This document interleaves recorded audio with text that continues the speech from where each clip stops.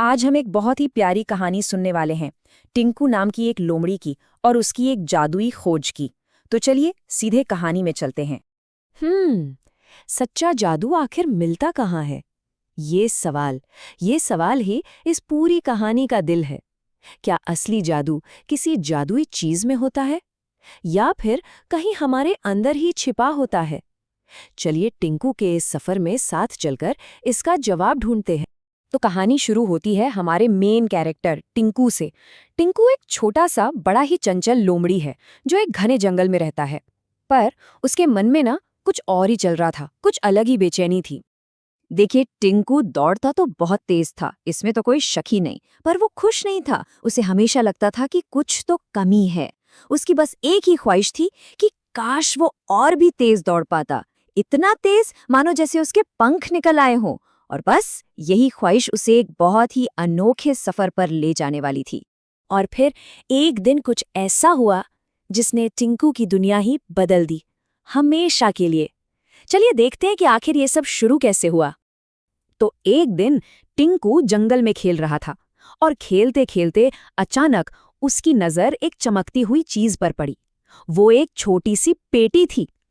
अब जरा सोचिए, उस छोटी सी पेटी के अंदर आखिर क्या हो सकता है। और जैसे ही उसने पेटी खोली, अंदर थे दो सुनहरे जूते। अरे, ये कोई ऐसे वैसे जूते नहीं थे, बिल्कुल सोने के, सूरज की तरह चमकते हुए। और उन पर इतनी खूबसूरत रंग बिरंगी नक्काशी थी कि बस देखते ही रह जाओ।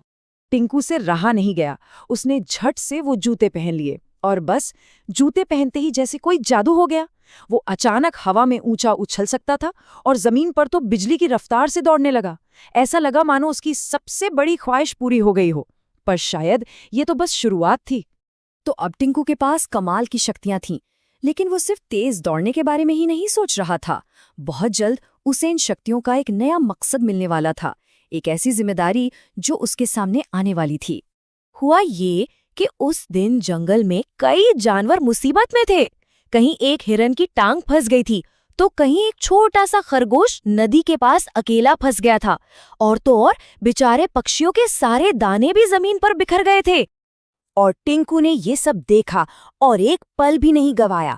अपनी सुपर स्पीड का इस्तेमाल किया और फौरन हिरन को बचाया, उस नन्हे खरगोश को एक सुरक्षित जगह पहुंचाया और पक्षियों के लिए एक एक दाना इकट्ठा कर दिया। जंगल के सारे जानवर ये देखकर हैरान थे और बहुत बहुत खुश थे। तो जब सबकी मदद हो गई, टिंकू एक शांत सी जगह पर जाकर बैठ गया और वो सोचने लगा।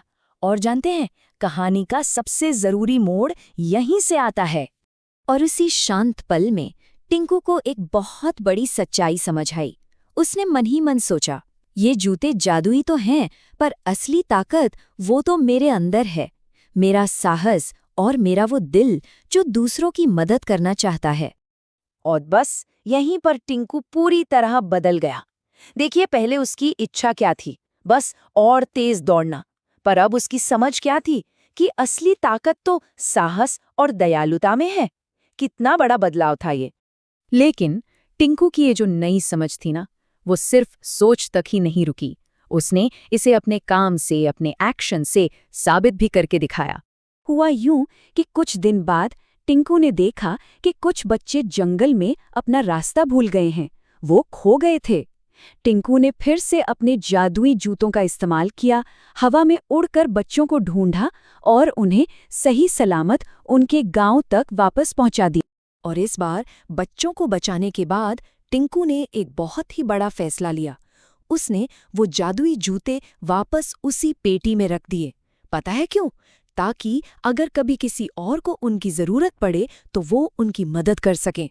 क्योंकि अब टिंकू अच्छी तरह समझ चुका था कि असली ताकत जूतों में नहीं, बल्कि मदद करने के इरादे में होती है।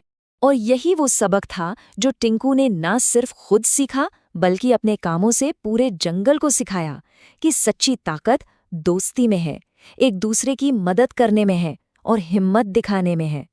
वो जादुई जूते, अरे वो तो बस एक शुरुआत थे, एक जरिया।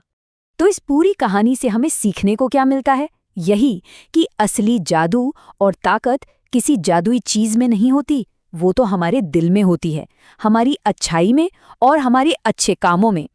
और ये कहानी हमें एक सवाल के साथ छोड़ जाती है कि आखिर हमारी असली ताकत क्या है।